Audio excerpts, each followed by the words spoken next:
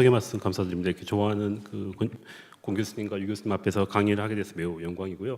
방금 이승환 선생님이 말씀하신 것처럼 앞에 세션과 중복되는 면이 상당히 많습니다. 그리고 아까 강시혁 선생님이 토픽을 약간 잘못하셔가지고 특히나 중복되는 게 많을 것 같습니다. 그래서 제가 오늘 말씀드릴 내용은 사바를 받았던 환자에서 타바를 하는 데 있어서 틱과 어떤 것들을 생각할 것인가에 대한 내용으로 중심적으로 말씀드리도록 하겠습니다. 그러니까 아마도 우리가 라이프롱 매니지먼트 측면에서 봤을 때 첫 번째로 타바를 하지 않고 아마 여러 가지 이유로 사바를 했던 환자에서 나중에 왔을 때 우리가 타바 혹은 리두 서저리를 하게 되는데, 그런 것들이 있어서 특히 타바를 하는 경우에 어떻게 할 것인지에 대한 내용을 말씀드리도록 하겠습니다. 아마도 이제 아까 말씀하신 것처럼 리두 서저리를 하거나 혹은 타바를 다시 서저리를 받던 환자에서 밸브를 하는 것이 서로 특장점이 있을 수 있겠고요. 특히 이제 우리가 만약 이런 환자에서 사바 받았던 환자에서 타바를 하는 경우에 여러 가지 생길 수 있는 클리니컬 시나리오와 함께 여러 가지 컴플리케이션에 대해서 미리 고민을 하고 접근을 해야 될 것 같고, 특히나 중요했던 게 이제 PPM, Patient Process Mismatch와 타바를 했을 때 생길 수 있는 코로나리 아터리 옵스트럭션에 포커싱을 해서 여러 가지 접근을 해야 됐다고 생각할 수가 있겠습니다. 아까도 여러 번 반복되는 내용이긴 한데요. 교과서적으로 나이가 50세 미만인 환자이고 안티코아귤레이션에 대해서 컨트롤 인디케이션이 없다고 한다면 미케니컬 밸브를 권장하고 있고, 유럽에서 이런 기준이 60세까지 올라가고 있습니다. 사실은 최근에 미케니컬 밸브는 많이 줄어들고 있긴 합니다만은, 특히 이제 바이오프로세시스를 서저리로 했을 때 이 자체도 역시 시간이 지남에 따라 조기에 망가지거나 혹은 추가적인 시술이 필요한 경우가 많이 있을 수 있고요. 그래서 이런 것들 때문에 아마 제 토픽이 주어진 것 같습니다. 그렇지만 현재 이 서저리를 받았던 라이프롱 매니지먼트 측면에서 서저리를 받았던 환자에서 이 서지컬 밸브가 페일리어가 생겼을 때 이걸 밸브인 밸브 타바를 할지 리두 서저리를 할지에 대한 명확한 RCT는 없습니다. 그렇지만 일반적인 컨센서스는 서지컬 리스크가 낮거나 중등도 이하인 환자 혹은 라이프 익스펙턴시가 비교적 긴 영 페이션트, 듀러블리티 이슈가 있을 수 있기 때문에 이런 환자들은 리두 사바가 선호될 수 있다고 이야기를 하고 있고, 특히나 우리가 이제 밸브인 밸브를 했을 때 여러 가지 코로너리 옵스트럭션이나 스몰 애뉴러스와 같은 스몰 사이너튜브럴 정션과 같은 여러 가지 컴플렉스한 아나토미를 지니는 환자에서는 사바를 더 선호할 수 있다고 이야기하고 있습니다. 특히 만약 이제 경우에 따라 다르긴 합니다만은 PPM이나 시비어 PVL이 있어서 이런 것 같은 non structural valve destruction인 경우에는 밸브를 하는 것보다는 서저리가 원칙적으로 고려된다라고 이야기를 할 수 있습니다. 물론 나중에 말씀드린 이 PPM이 있을 때 밸브 프랙처를 한다거나 혹은 여러 가지 암플라치를 이용한 클로저를 할 수도 있습니다만은, 많은 경우에 이런 경우에 시술보다는 수술이 더 권장되고 있습니다.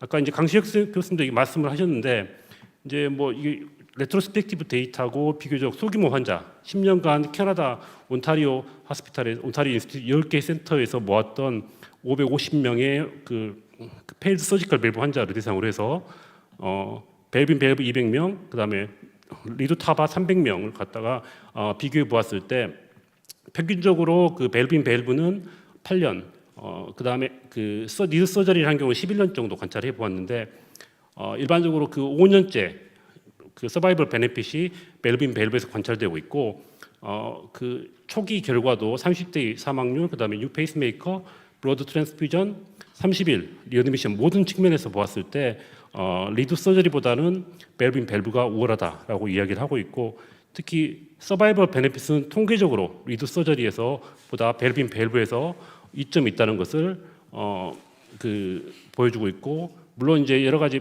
리어드미션 레이트가 약간 차이가 있긴 합니다만 통계적으로 차이가 없었고, 여러 가지 토탈 메이스 측면에서도 양군 간의 차이가 없다는 것을 알 수 있습니다. 즉 숫자가 많이 있는 그룹은 아니기 때문에 명확한 결론을 내기는 힘들지만, 많은 셀렉티드 케이스를 고른다면 리두 서저리보다는 밸브인 밸브가 좀 더 이점이 있을 수 있다라고 이야기를 할 수가 있겠습니다. 그렇다면 이제 우리가 이제 사바를 받았던 환자에서 밸브인 밸브를 했을 때 가장 큰 문제가 되는 게, 아까 말씀드린 것처럼 아무래도 에오틱 루트의 스페이스가 적기 때문에 생길 수 있는 PPM, 그다음에 이러한 서지컬 밸브 리플리시 디플렉션에 따라서 생길 수 있는 미케니컬 컴플리케이션인 코로너리 아터리 옵스트럭션 같은 것들이 생길 수가 이게 항상 주의 깊게 살펴보아야 될 것 같고, 또한 그 코로나 옵스트럭션은 잘 아시는 것처럼 VTC가 4mm 이하, 특히 3mm 이하인 경우 매우 리스크가 증가하고 사이러스 투브라 정체이 작거나 혹은 스몰 발사바가 있는 경우, 그다음에 과거에 루트 서저리를 했거나 스프라 애뉴라 포지션 밸브를 사용했던 경우에 리스크가 증가한다고 있어서 이런 경우에 특별히 유의 있게 살펴보아야 된다고 알려져 있습니다. 또한 서저리에 사용했던 밸브 자체도 스텐티드 밸브냐 혹은 이게 리플릿이 인터널리 혹은 익스터널리 마운트된 타입에 따라서 여러 가지 양상이 다르게 나타날 수 있고, 특히나 스테인리스 스텐트가 없는 밸브인 경우는 플로로스코피 마크가 없기 때문에 우리가 밸브인 밸브를 하는 데 있어서 여러 가지 제한점이 있다는 것이 사실이겠습니다. 그래서 이제 서지컬 밸브를 통해서 우리가 아마 밸브인 밸브 서저리를 시술을 해야 되기 때문에 이 많은 경우에 잘 통과가 되겠지만 통과되지 않는 경우는 대비해서 버디 와이어라든가 그 버디 벌룬 혹은 경우에 따라 스네어를 이용한 방법들을 고민해야 되고, 스텐트리스 밸브인 경우에는 피그테일을 멀티플로 이용하거나 혹은 경우에 따라 랩트 메인을 랜드마크로 삼아서 이렇게 시술을 하는 것도 고려해야 된다고 할 수가 있겠습니다. 특히 아까 서두에 강조드린 것처럼 PPM이 있는 환자에서는 논란이 있을 수 있지만 볼륨 익스펜더블 타입보다는 셀프 익스펜더블 타입을 더 선호할 수 있겠고, 경우에 따라 하이 임플란테이션 생각할 수도 있겠고, 시술 후에 밸브 프랙처를 이용한 방법을 고려해야 된다고 알려져 있습니다. 반면에 약간 다른 관점에서 봤을 때 코로나리 obstruction 리스크를 줄이기 위해서는 로우 임플란테이션을 고려해야 되고, 나중에 황병희 선생님이 말씀하시는 바실리키나 여러 가지 다른 방법을 이용해서 이런 리스크를 줄이는 것들을 고려해야 될 것 같습니다. 저희 케이스를 보시게 되면 이 환자는 그 약 한 18년 전쯤에 그 AS로 당시에 카펜터 에드워드 페리마운트 보바인 페리카디움 그 21mm를 삽입했던 83세 남자 환자였고 60대 중반 정도의 서저리를 당시에 했었습니다. 약 1년 전에 디스니아 생것을 방문했고, 보시다시피 키나 몸무게나 바디 서피스 에리어가 비교적 평균적인 정도의 환자였고요. AS도 있고 AR도 마드리트 이상으로 있었던 환자고, 픽 벨로시티가 4m, 4.6m 정도 관찰되었던 환자였습니다.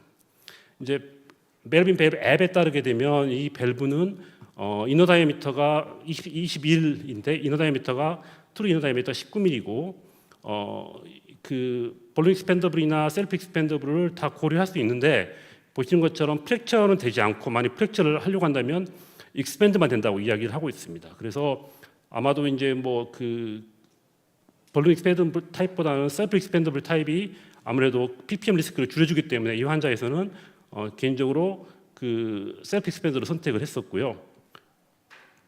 보시면 상당히 지금 밸브 자체가 그 메저 한거에 따르게 되면 애뉴러스 다이미터는 17mm, 그다음에 그 사이러스 발사바 다이미터나 사이러스 하이트는 충분 31, 18 정도 충분했고, 코로나 하이트도 비교적 10mm 이상으로 안정적으로 관찰되었습니다. 그래서 23mm 당시에 에볼루스를 고려했었고요. 이걸 더 이제 추가 시술한 이후에 넓힐 것을 고려해서 시술을 고려했고요. 보시는 것처럼 사이너스 발사바나 애뉴러스 사이즈는 비교적 충분하다는 것을 알 수가 있습니다. 그러니까 21mm 밸브가 삽입되었는데 당시에 좀 그 판막 크기가 좀 작은 게 들어가지 않았을까 생각할 수도 있겠고요. 그 코로넬 그 간격은 랩트가 RC가 6mm 이상, 그다음에 랩트가 3mm 정도로 코로넬 리스크는 옵스트럭션 리스크는 크지 않을 것으로 생각했었고요. 그래서 이제 지금 보시는 것처럼 여기 밸브 모양은 잘 관찰되고 있고, 그 어렵지 않게 그 에볼루스는 잘 통과가 되었고요. 뭐 한 두 번 만에 이렇게 한 번 리캡처하고 나서 두 번 만에 밸브를 다시 디플로이 했습니다. 하고 아트라스 골드를 이용해서 23mm를 삽입했기 때문에 이게 이제 20mm까지가 맥시멈이니까 아트라스 골드를 이용해서 익스펜더는 시켰습니다.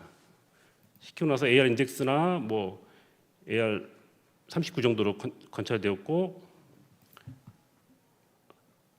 레지디얼 그랜트가 좀 남긴 한데 이게 뭐 더 이상 그 프랙처가 될 수 있는 밸브는 아니었기 때문에 이 상태로 시술을 마쳤던 환자였습니다. 두 번째 케이스 보시겠습니다. 두 번째 케이스는 이 환자는 타병원에서 수술을 하고 왔던 환자인데 에픽스 프라 그 세인트주드 밸브죠. 그 19mm 삽입했던 약 한 그 15년 전쯤에 삽입했던 환자고 79세 여자 환자였고, 보시다시피 키가 144고 그 바디 서피스 에리어 1.6 정도로, 그러니까 상당히 좀 작은 게 19mm 작은 밸브가 지금 들어가 있고요. AR도 심하진 않지만 좀 관찰되었고, 픽 빌로시티가 4.6m 정도로 관찰되었습니다. 이제 밸브 앱에서 보게 되면 에픽스프라 19mm는 타 밸브에 비해서 이너 다이미터, 트루 이너 다이미터 좀 크다고 이야기를 하고 있습니다만은 17mm 정도로 매우 작았고요. 이제 보시다시피 이제 그 프랙처가 될 수 있다고는 이야기하고 있습니다. 그래서 이 환자에서도 아무래도 볼륨 익스펜더블보다는 셀프 익스펜더블이 낫다고 생각해서 고려했고, 근데 문제는 이제 코로나리 하이트가 이 환자에서는 10mm 이하로 좀 9.3mm였고요. 그 외에 이제 사이너스 발사바 다이미터도 23mm를 삽입했을 때 넘긴 합니다만 아직 큰 편은 아니었고 26mm 정도였고, 하이트도 19mm, 약 20mm 정도 되는, 그러니까 별로 크지가 않는, 체구도 크지 않고 작은 밸브가 삽입되었던 환자였습니다. 보시다시피 이렇게 15. 페리미터 디라베이터 에어리어 그 애뉴러스 다이미터가 15.9 정도였고, 사이너스 발사바도 26 언저리 정도, 그 다음에 앵글도 56도 정도로 이렇게 좀 앵글이 있었고요. 코로너리와 간격은 랩트가 3.6, 그 다음에 라이트가 4.4로 코로너리 하이트도 10mm 이하였고, 아주 리스크가 크지 않습니다만은 랩트까지 간격도 3.6mm로 짧아서 이 환자는 랩트 코로너리 프로텍션을 하기로 하고 시술을 했었습니다. 아까 환자는 다르게 보시는 것처럼 그 에픽에서는 이렇게 마크가 스탠스 마크가 보이긴 합니다만은 아까처럼 관찰되지는 않고요. 일단 NCC에 위치를 시키고 밸브를 삽입을 고려했습니다. 이 환자는 당시에 수술할 때 페이스메이커도 임플란테이션 했던 환자였고요. 처음에 이제 그 에버러스 23mm를 이제 프리벌룬 안 하고 그냥 삽입을 했었는데요.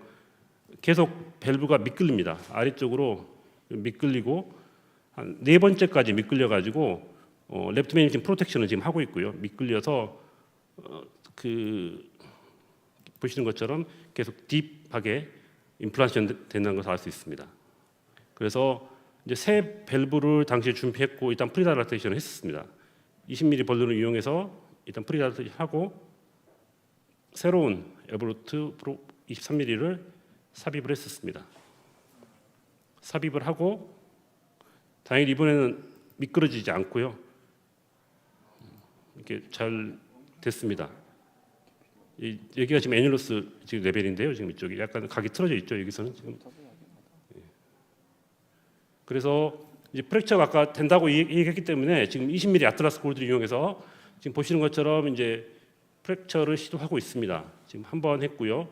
근데 우리가 흔히 하는 뭐 그 틱하는 소리가 난다거나 압력이 감소한다거나 뭐 이런 것들이 관찰되지 않고 있죠. 그래서 한 번 더 했습니다. 인플레이터 마노미터를 이용해서 이렇게 미리 채우고 했었는데 보시다시피 계속 웨이스트가 남죠 지금. 그래서 한 번 더 했습니다. 예. 이제 한 번 더 했는데 좀 더 커진 것 같긴 한데 우리가 전형적인 패턴은 나타나지 않아서 23mm를 넣기 때문에 20mm 이상은 할 수 없거든요. 그리고 이제 에픽스프라 19mm였기 때문에 플러스 1 정도 그 아틀라스 골드를 이용한 게 합당했기 때문에 여기서 더하지는 않고 멈췄습니다. 그래서 다행스러운 것은 이제 완전히 그 웨이스트가 사라지지는 않았지만 조금 남았습니다만은 프레셔 그레디언트가 10 정도로 감소했고 AR 인덱스 36 정도로 해서 추가적인 것들은 더 하지 않고 맞췄고요. 다행히도 뭐 코로너리도 큰 문제 없었고 맞췄습니다. 그래서 이제 사실은 우리가 이제 PPM하고 코로너리 obstruction 측면에서 봤을 때 약간 다른 이야기가 될 수가 있는데 밸브 타바를 하는 데 있어서 잘 아시는 것처럼 셀프 익스펜더블 타입이 볼륨 익스펜더블 타입보다는 프레셔 그레디언트나 그 우리 여러 가지 PPM 측면에서 이점이 있다는 것을 알 수 있겠고 좀 오래된 데이터이긴 합니다만은 이 하이 임플란테이션 하는 것들이 밸브 익스펜더블이든 셀프 익스펜더블이든 프레셔 그레디언트 측면에서는 이점이 있을 수 있다는 것을 알 수 있습니다. 보신 것처럼 뭐 사피엔 같은 경우도 뎁스에 따라서 하이 임플란테이션 하게 되면 PG가 감소한다는 것을 알 수 있습니다. 정리하자면 비교적 모든 건 아니지만 그 사바 환자에서 그 일반적으로 셀렉티드 케이스에서는 밸브 타바가 비교적 안전하게 시행될 수 있고 시행하기 전에 적절한 프로시저 플래닝과 시나리오 컴플리케이션을 고려해야 되고 특히나 우리가 관심을 둬야 할 PPM을 감소시키기 위해서 셀프 익스펜더블 밸브를 이용하거나 하임플란테이션 경우에 따라 밸브 프랙처를 고려할 수 있겠습니다. 특히나 이제 코로네리 옵스트럭션 리스크가 중요하기 때문에 이런 것들을 적절한 프로텍션을 이용해서 시술할 수가 있겠습니다. 경청해 주셔서 감사합니다.